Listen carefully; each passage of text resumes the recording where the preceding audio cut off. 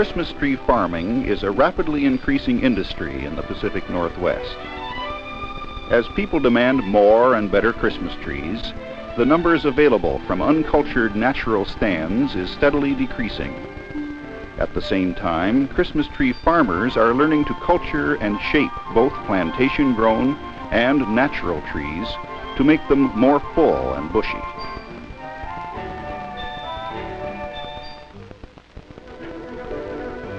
We begin the story of the cultured Christmas tree in this tumbler which extracts the seed from the dried cones. A vibrating sieve separates the seeds from the chaff and other impurities.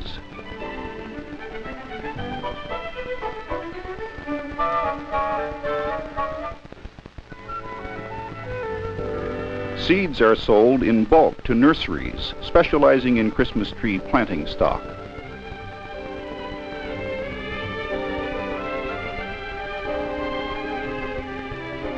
This handful represents hundreds of future seedlings. The spacing of the seeds depends on the species. Planting too closely retards the growth.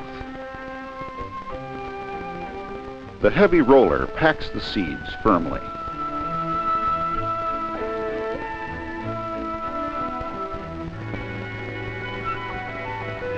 Often it is necessary to provide artificial shade to prevent sun burning. Species like the Douglas fir may reach 4 inches in the first year. After 2 years' growth, the seedlings are dug up. They are then replanted at wider spacing to allow the tops and roots more room to develop.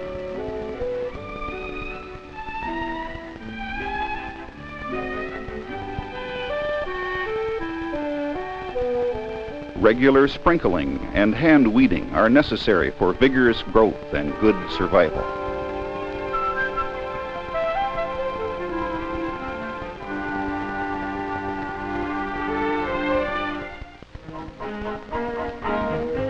After the 3rd year in the nursery, the seedlings are lifted and sold to Christmas tree growers.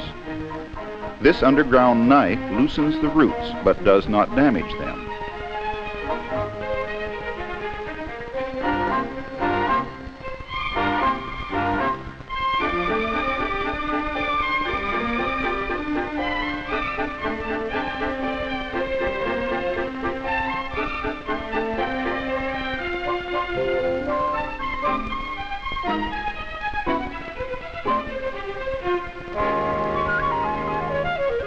Exposed roots must be kept wet at all times, even while the trees are being taken from the field to the nearby packing shed.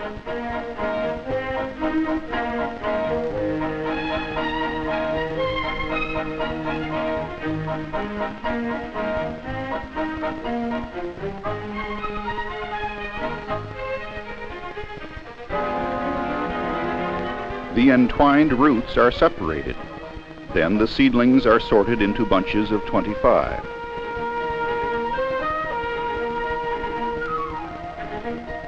The roots are trimmed to make them easier to plant. Each bunch is wrapped in wet peat moss for packaging in waterproof bags.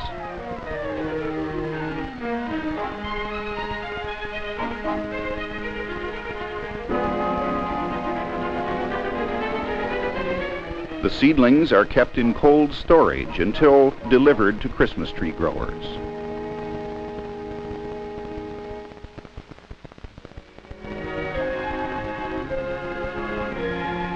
The old reliable method of tree planting is along a marked line with a shovel or planting bar.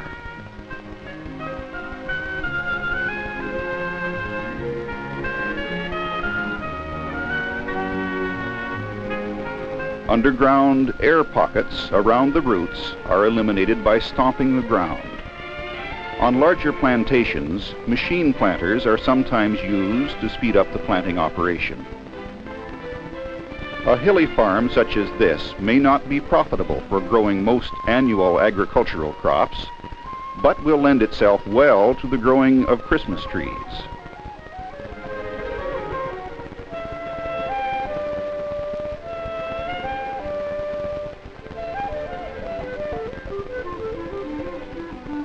Whenever a Christmas tree farmer finds himself with a surplus of trees, he establishes them in a transplant bed to replace trees that may die in the field.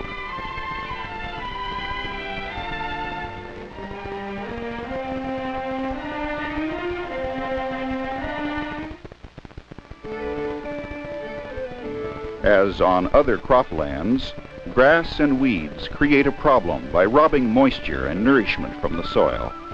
Some farmers still rely on hand or machine weeding.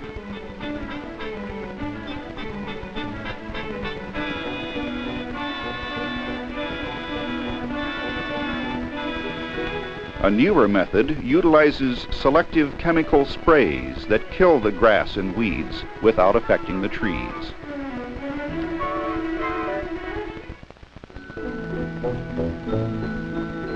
After 3 years in the field, these trees are ready for basal pruning to expose the lower branches to sunlight, making them bushy and vigorous, and to form a good handle to place in the Christmas tree stand.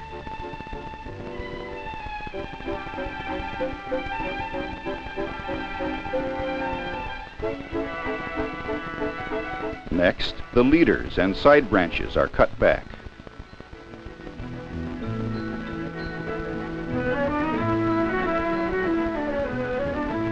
Tops are cut with a hand pruner. The sides are trimmed with a long, sharp shearing knife. The tree must be sheared every year until harvested, and each year it becomes more bushy and heavily branched. These are the qualities demanded of a plantation-grown Douglas fir. A good job of shearing produces a pleasing cone shape. Douglas fir Christmas trees are grown in cultured wild stands as well as in plantations. The first step in culturing a wild stand is to remove alders, brush, and other unwanted species.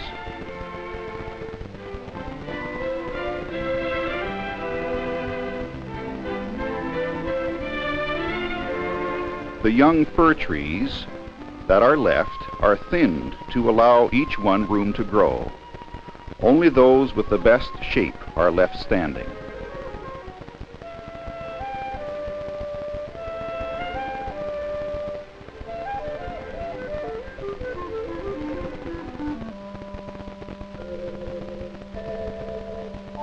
Limbing the felled tree causes it to decay sooner, reducing the danger of forest fires.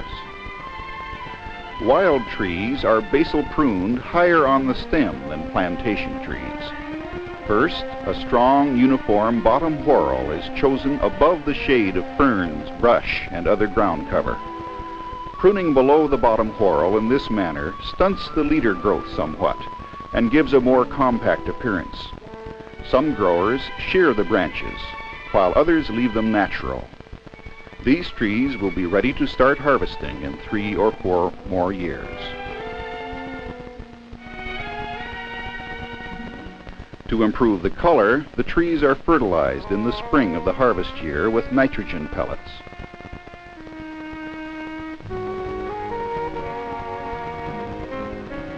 The end result of fertilizing is greener, longer, and more robust needles, which most buyers prefer. Some growers practice stump culture, which is leaving a few live branches below the cut to grow a new tree.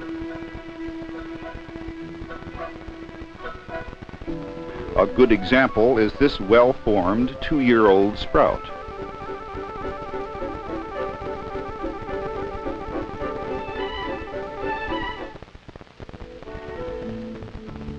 A popular kind of Christmas tree introduced from Europe is the Scotch pine. It is easily identified by its long, shiny needles that occur in bunches of 2 each.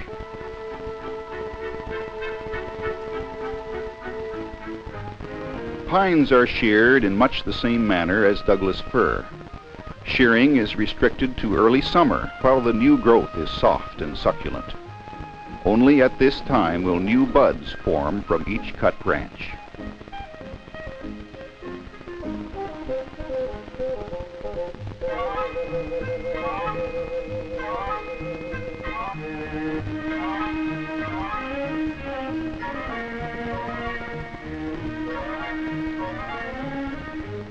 Most of these 7-year-old pines are ready to harvest.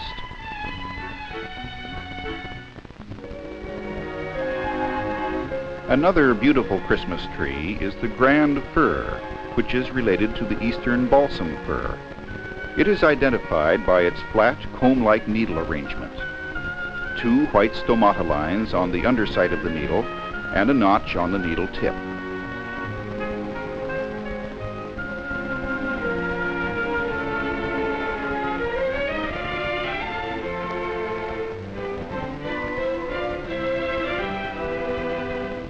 One of the most majestic of all Christmas trees is the noble fir, with its symmetrical branch arrangement and stiff, upright needles. With special care, it can be grown in lowland plantations. However, this high-elevation true fir is native only to the mountains of western Oregon and Washington.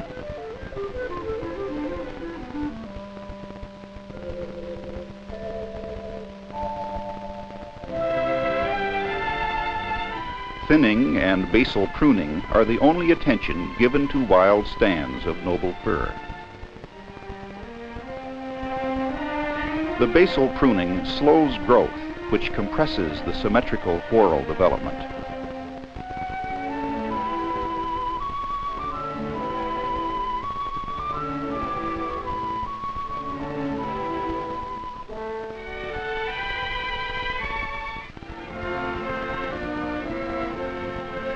Harvest time on the Christmas tree farm begins in the latter part of November.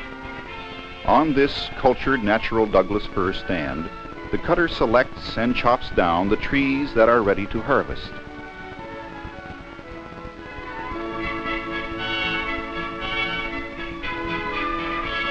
Several workers, called draggers, gather up the fallen trees and carry them to the truck for loading.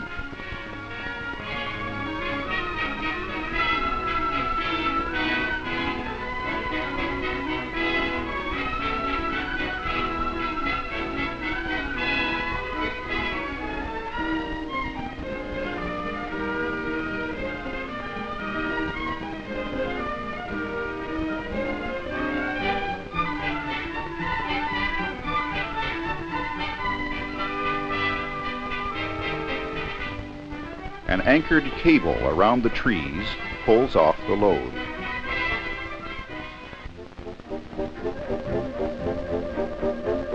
The processing yard, where trees are prepared for shipment, is a beehive of activity at cutting time. Weather at this time of year is very changeable. Rain, although uncomfortable to the workers, keeps the trees moist and fresh. Each tree is inspected for quality and its height determined by the measuring rod on the conveyor.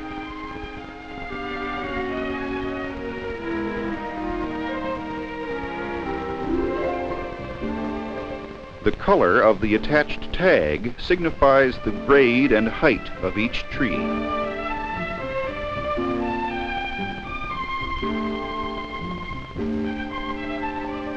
The gold tag represents the highest possible quality at this yard.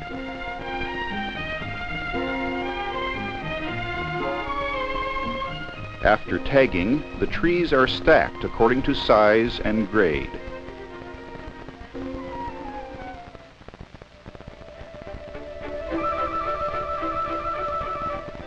The balers carefully compact the trees into bundles of the same size and grade.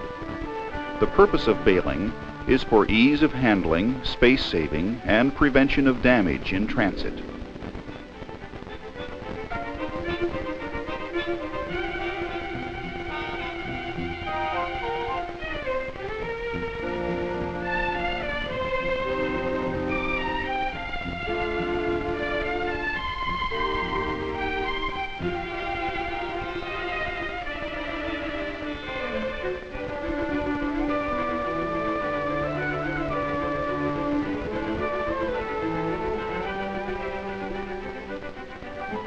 The last operation before shipment is trimming the handles to proper length.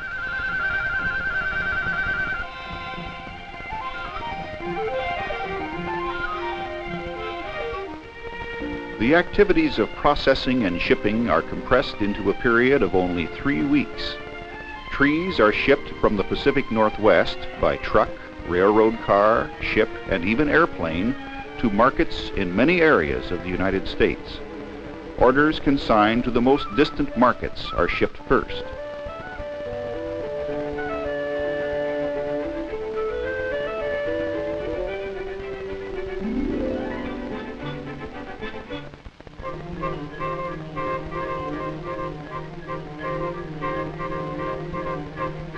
Different yards use different loading techniques.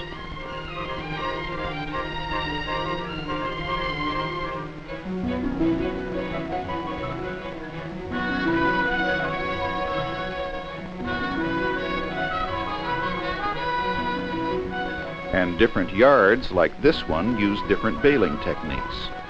Here they are using plastic netting instead of baling twine.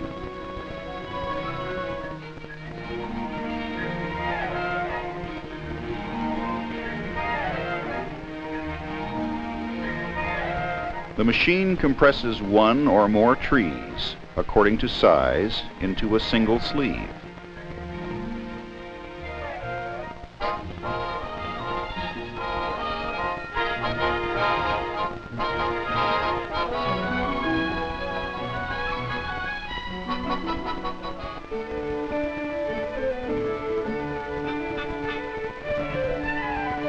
This portable baling machine is working directly behind the cutters on the plantation cutting area. Plantation-grown trees are bulkier than those grown on natural areas and are baled singly.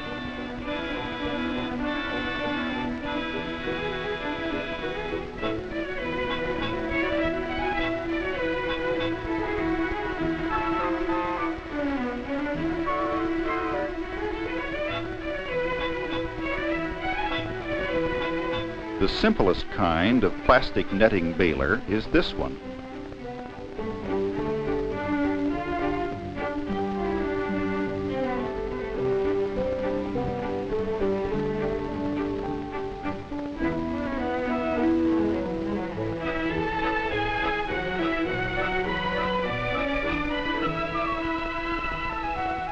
Here are 2 kinds of packaging.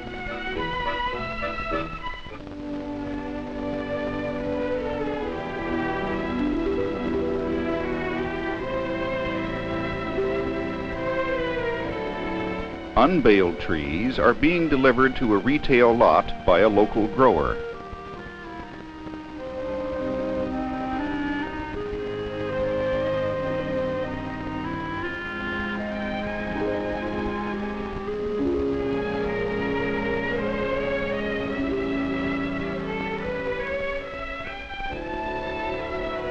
An experienced retailer displays each tree individually for customer inspection.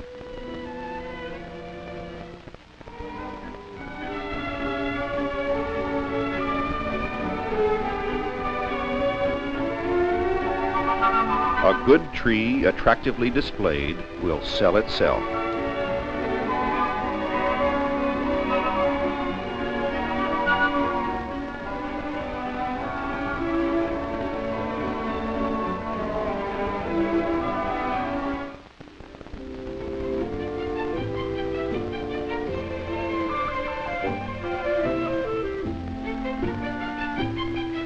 natural forest areas where families find and cut their own Christmas trees are rapidly becoming a thing of the past. In order to keep this traditional method of cutting alive, some growers have established choose and cut Christmas tree farms.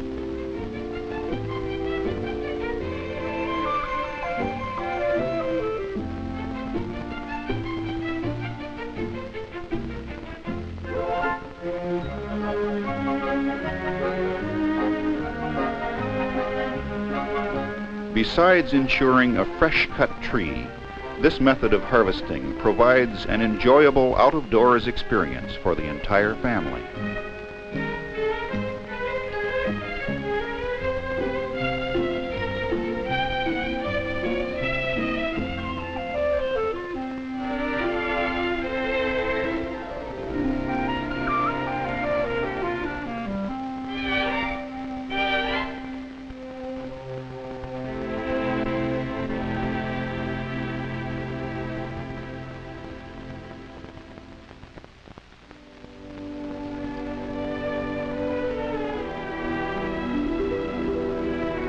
A freshly cut tree is still a thirsty, living plant.